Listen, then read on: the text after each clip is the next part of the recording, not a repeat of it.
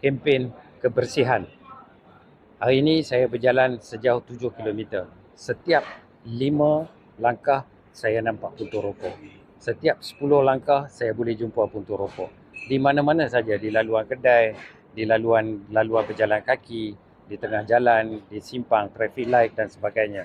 Saya bagi contoh, lihat. Kita ada kotak-kotak rokok di sini dan juga puntung-puntung rokok. Kita mungkin berbeza pandangan dan pendapat. Apa yang saya nak utarakan ialah pandangan kita mungkin berbeza tapi berkesan, iaitu sepatutnya pihak berkuasa menyediakan tempat untuk perokok.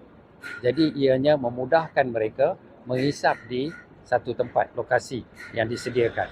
Boleh juga kita masukkan dalam Waze dan Google App. Jadi supaya Google Map juga dia boleh kesan di mana dia boleh merokok.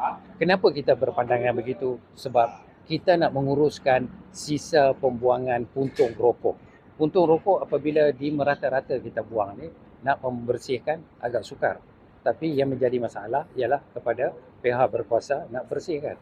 Kalau kita ada tempat yang dikhususkan untuk mereka merokok, maka dengan mudah kita dapat kumpul di situ dan kita ambil. Dan ini juga akan membantu menjaga kebersihan alam. Jadi kita harap pihak berkuasa dapat menyediakan tempat penghususan untuk merokok. Daripada dia merokok merata-rata yang memang masalah. Timbul masalah tidak ada stiker, timbul masalah kenapa tidak ada pemberitahuan dan sebagainya. Jadi kita tidak ada argument. Kalau kita lihat pada negara maju, mereka dah ada tempat-tempat. Sebab mereka pun macam kita. Dia dah belajar daripada kesilapan dia dulu. Dia pun saman-saman tak berupaya saman. Sebab anggota penguatkuasa dengan perokok jumlah dia jauh beza.